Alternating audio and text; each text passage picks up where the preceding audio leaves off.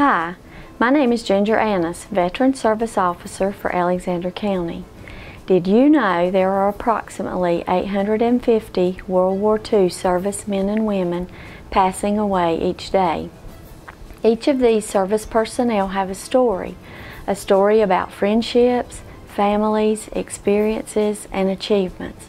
The Veteran Service Office, in cooperation with the Alexander County Government Channel, will be hosting, in a series, several short stories shared by these courageous veterans.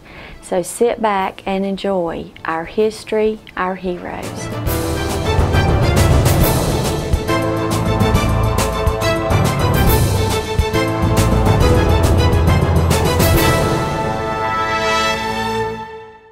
Hi, I'm Ginger Annis, Alexander County Veteran Service Officer, and this morning I'm joined by Ray Sipe, who is a veteran of World War II. Mr. Sipe, would you like to start out by telling us a little bit about yourself? Well, my name's Ray Sipe, and I'm one of the boys at the Sipe Lumber Company. My two brothers, Earl, they're both dead and gone, but we got our children all running Sipe Lumber Company now. And that's about all. Okay. Now, you were in World War II. What branch of service were you in? I was in the infantry. Okay. Were you drafted or did you volunteer? I was drafted. Okay. Prior to your service, what were you doing? Well, we were working in the lumber business, Sipe Lumber Company. Mm-hmm. Were you married before you went in the military? No, I wasn't married before I went in. Okay. How long did you serve, or what date were you discharged? I discharged on the 24th day of December 1945. Mm-hmm. What was your highest rank you attained? What was that? Your highest rank? Well, I just private first class. I didn't want no ranking. Okay. Where did you go to basic training? I went to Camp Blandon, Florida. And what bases were you stationed at? Well, I took my basic training, and so they sent us to New York, up there, New York or New Jersey, one, and we left for England after I got my basic training.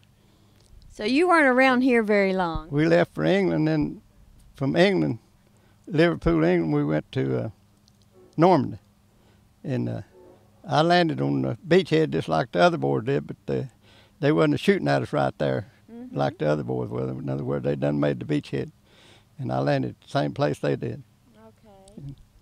Okay. When you were in, did your unit ever come under attack? You said they weren't shooting at you when you landed on Normandy, but did you come under attack later? Me and these boys, one of the boys, new boys, digging in to make us a foxhole.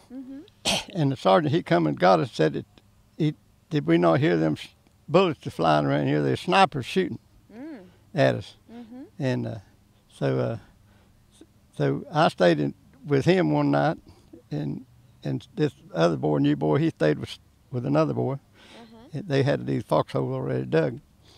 And so we stayed there that night, and then the next day they got us out there ourselves, you know. And we had to dig us own foxhole before we moved.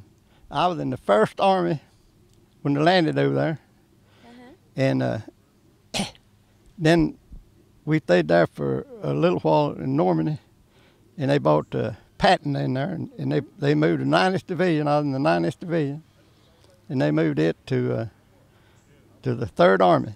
So from there on in, I was in Patton 3rd Army until I got wounded. Okay. Yeah. What weapons did you use? Well, I just used a M1 rifle mostly, and then sometimes I had a carbine, and I used a bazooka gun sometimes. The bazooka, yeah, I used that bazooka. What were the conditions like, or what were some of the hardships that you faced? Well, we just, I went all the way from Normandy into Germany. I got there, and we'd cross the Saar River at night in little salt boats, and the engineer took us across there. And up there at the crossroads, where they had a road in behind where they had mines put in the road, the engineer did. Uh-huh. And they had us bazooka team beside the road of the garden. Okay. And so that's where I got wounded up in there. Okay. You want to tell us about when you got wounded, what was going on, and what happened?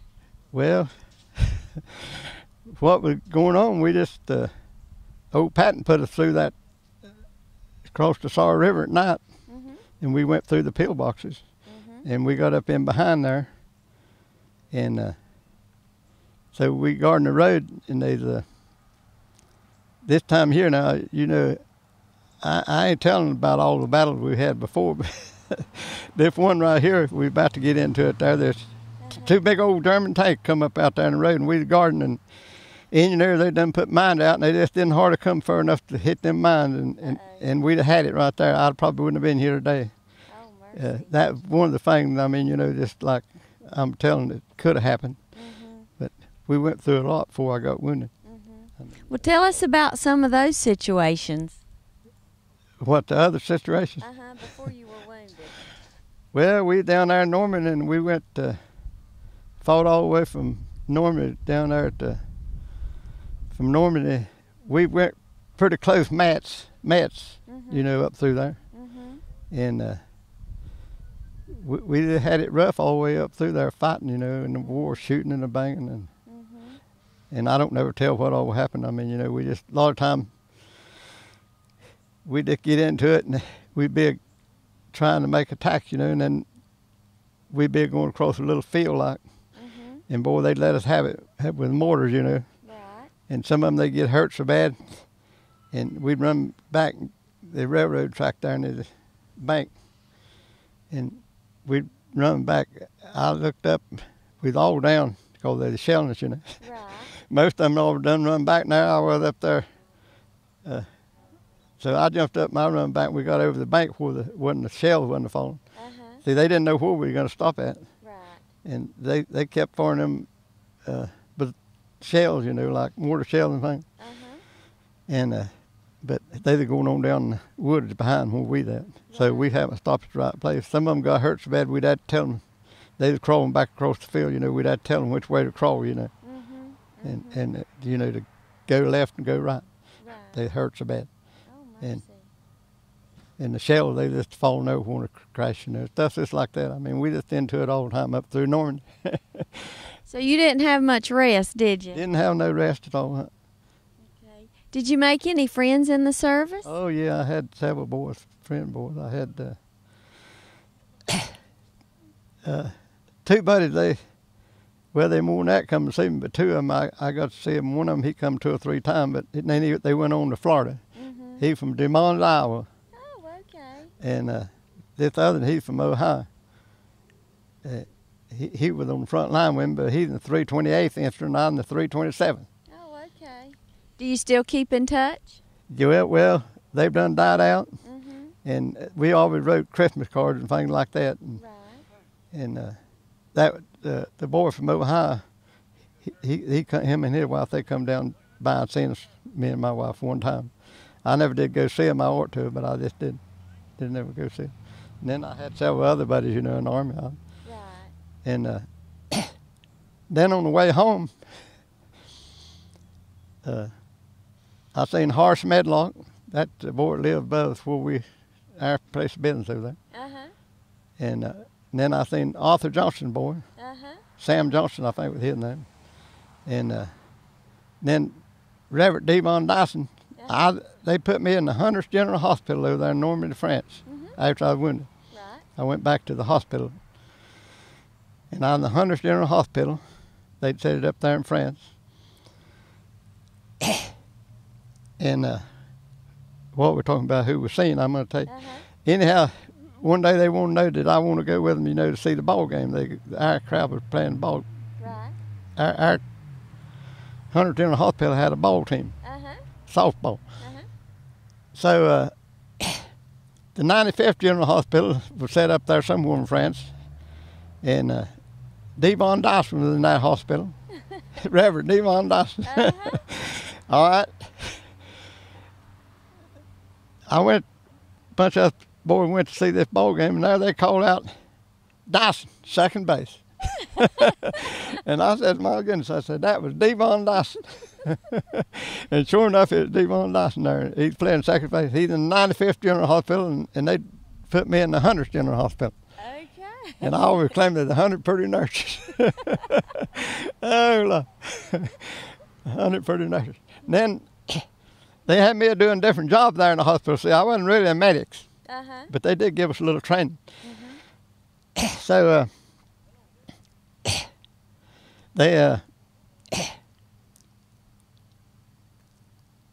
I first we had these captured boys. I don't know, they probably wasn't German, but they might have been some of them other little countries around there who fought with the Germans. Right. But anyhow, they was some of them trustees, and they'd come in there and work. And so they won't know what I run the tailor shop, because they took the sergeant out to send him, somewhere else. They'd taken a lot of them out of the medics, Right. And I said, yeah, I'd do that job. And but I didn't know I was going to get into it. Here, these nurses, they come in there and they want these here tailors boys to cut them long jackets off and make icing hair jackets out of it. And them girls, they want me to measure them up, get them jackets so they'd fit them tight. That was a tough job, wasn't That was a tough job. Yeah, that was a tough job. Anyhow, I seen these other boys, two of them when I was coming home, in the field. And when we got to come home, I guess he's the major, I don't know, that over our hospital unit. It's a pretty big outfit. See, they had motor pool and all that stuff. Right. So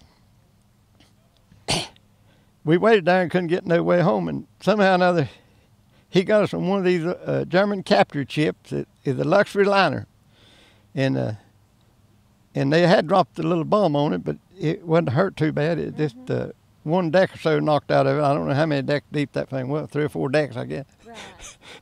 Anyhow, our hospital unit come back on that ship, and we had me and one other boy had a nice room to ourselves. They had sinks in there to wash it in. We had dining room, swimming pool on that ship. I mean, a place to go in and swim. And I mean, we had us a good time. And out of a bunch of listed men, they put on a show. I don't know how many listed men there was in there in that general hospital. But they made out like, one of them made out like they the nurse, and the other made out like they the doctor. And they put on a good show in the dining room when we were sitting there in the dining room. And we just had a good time, while we were there in the hospital. Right. But now I was on the front line 5 months before I got wounded, just going up through France, and then I got into Germany. And so that's... So you saw the bad, and then you had a little bit of fun too. All the bad and seen a little bit of fun. We made, every time we could make a little fun, we always made it. Right. Yeah. Do you remember any of your superior officers, and if so, why? Well, I don't. I mean, Pat, he's our main officer, and I don't even tell you the truth about it. I hate to tell it, but in our outfit, 3 lieutenants got killed before I got wounded. Oh, mercy. Yeah. And they were going to make the sergeant there to last. He won't know would I take his job. I told him, no, sir, I wouldn't take that job. I want to get home. Right. And they gonna put him in for lieutenant, and he won't know would I take his job. I told him, no, I didn't want no job. I told him, I've done in the lumber business. My 2 brothers, and we had it made, Right. And me and my wife, Marie, we engaged to get married, and I wanted to get back home alive, and that's all I was worried about. Right. Then when I went to get out of the Army, since I was wounded, they wanted to sign me up to draw money. And I turned down several things in the Army, but ain't nobody else turned this down. But I told them I didn't want no money from the Army. I told them I'd make my own way. And I never did draw a penny off of the Army. I got wounded in the right hand right across there and tore that leader loose in that finger, but it bothered me all the time. I mean, you know, it pulled, you know. They never got the leader tied back right. Right. Yeah. Then when we did get to come back, 2 days getting back out of there, and we come back, the engineer brought us back across the Star River in them little old salt boats. And while we're talking about that, I'm going to tell something else, but I'm going to tell about this here. Our auditor at the other bookwork, his uncle got killed right about where I was at, just a little after I got wounded. I mean, I didn't know that now, but this here auditor, his uncle, he would tell him about where his uncle got killed at. Because he knew where I was at, you see, I was telling him where I was at. And he got killed. He was an engineer now, but the engineer done different things besides taking us across the river in them little salt boats. They put out mines and all that kind of stuff. Right. Anyhow, his uncle got killed right about where I was at, just a little bit after I got wounded. And after I got wounded, you see, they made down through the Hurricane Forest, the German made a breakthrough down there, and they come down in there and they had some of our boys surrounded. And so he might have got wounded when they had taken these boys back across the Sar River, because they took Patton, 3rd Army, back to make a breakthrough to get these boys out, and Patton did. The 3rd Army, he went in there, and I'd have been in that same bunch if I'd have been going, you know, but I figured that he got killed, you know, taking them boys back and forth across the Sar River, because this a little bit after I got wounded. And yeah. How did you handle being away from home and family? Well, I rode home some, you know. My brother, he sent me a little record after I got wounded and got in the hospital unit there. He sent me a little record of the children where they'd sung and made a record. It's a little plastic record. And I found a place to play it. So I rode home a while smart, and then they'd ride back, you know. One day I was sitting on my helmet on the front line there, and we wasn't fighting nothing right then. So big old blast went off right close, about knocked me off my helmet. And these boys, what happened, a Jeep blowed up. They had mine put out, and these boys, they were picking the mines back up and they put them on a Jeep. And they said that when they put one in there, I guess it blowed up. And they said there wasn't nothing left but the front axle. Oh, mercy. See, them Jeeps, they had the front end pull. They had a pretty heavy axle. But there wasn't nothing left but the front axle. They said they could tell it looked like the front axle left. That Jeep. I don't know how many people got killed. I didn't go see nothing about it.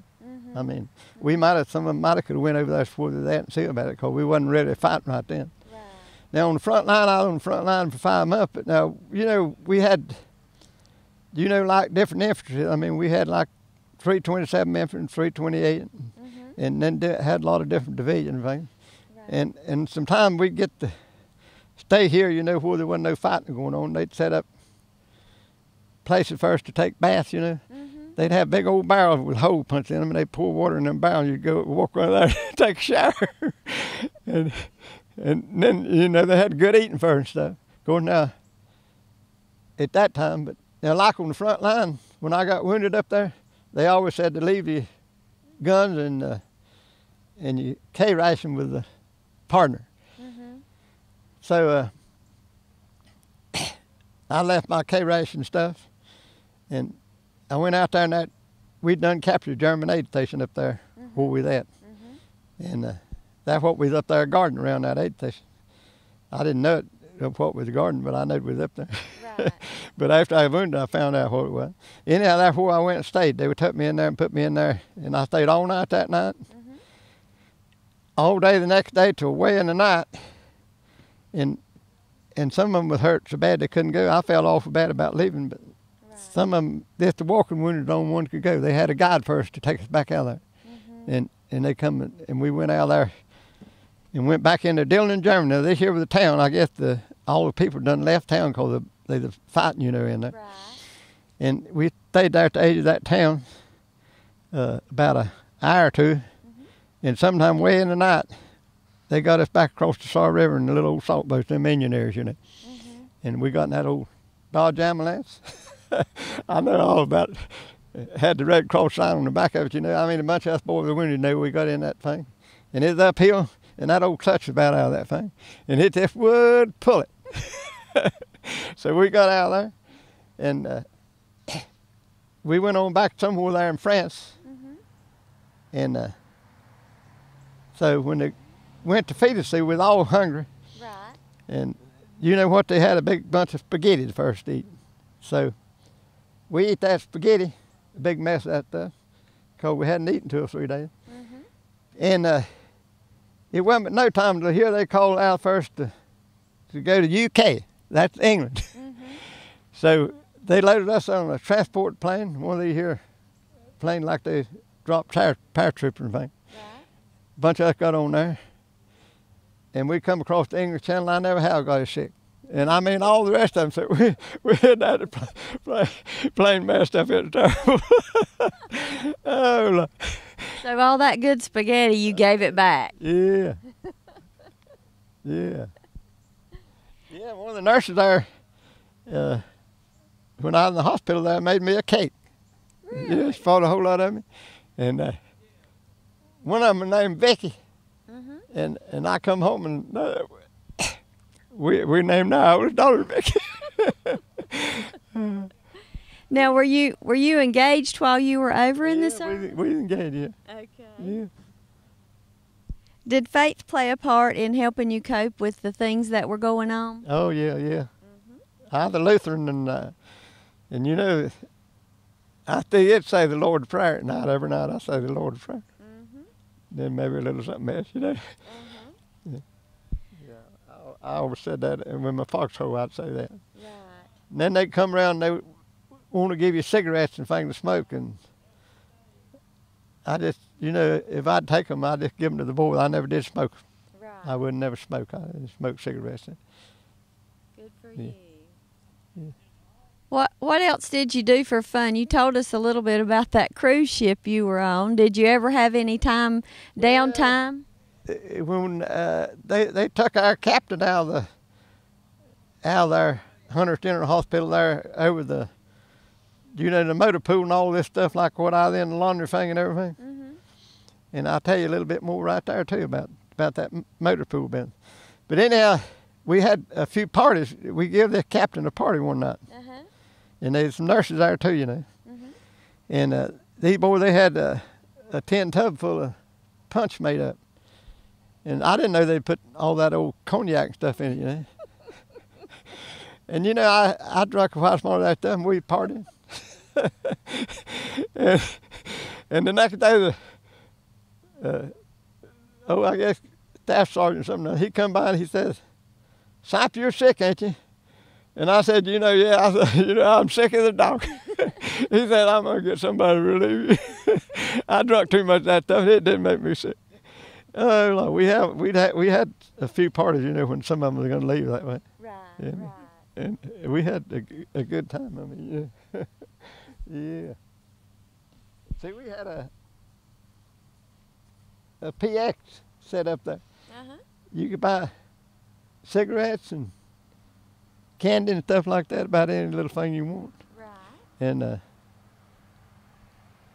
now we got to go, while I was there in the hospital, you know, they took us to France. We got to go to France. A bunch of GI. We got to go to France one time, and then this one day we just there in France one day. That's the only time. Well, I've been back to France. We've been back over there since I'm out of the army. But, It's probably a lot different now than it was then. Well, it's a lot different. Yeah. Did you receive any awards or medals or anything for your time in service?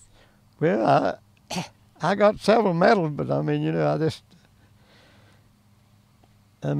got the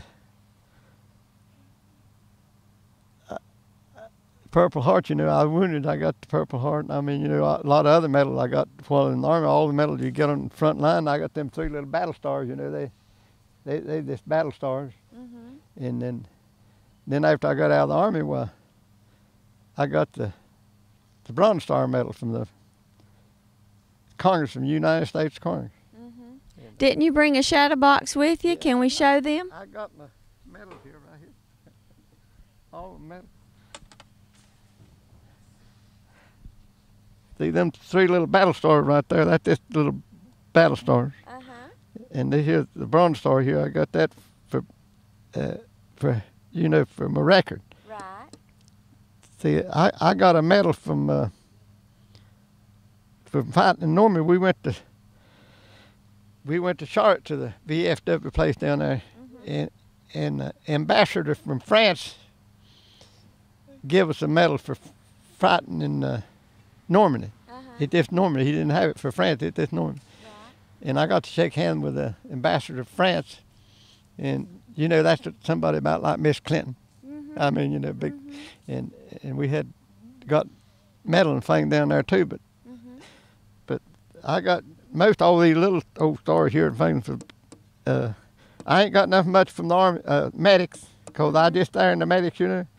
and I just got that one badge they give me there in the medics. Mm-hmm. But you got your Purple Heart. I got the Purple Heart when in the war. And then tell us what this one is. Now that I think that's the medal from Europe for this Europe there. Okay. I think I got that down there when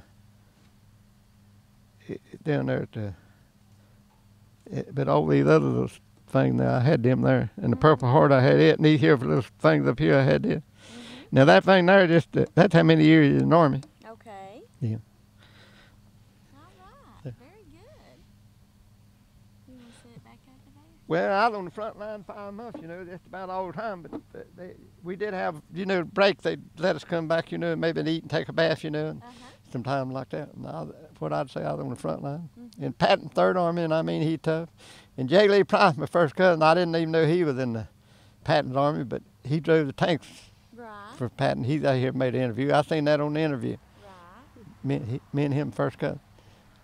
So since you've been back from, or when you got out of the service, you just went back and started working at Sipe Lumber? Well, I just went as quick as I got back from there. I started building me a house, and we got to hauling stuff to Baltimore, and we got into furniture business. We made furniture. Oh, okay. We made living room furniture for two or 3 years, but didn't do too good 1 year in the furniture business. And we always done pretty good in the lumber business. We hauled a lot of building material back from Baltimore. Right.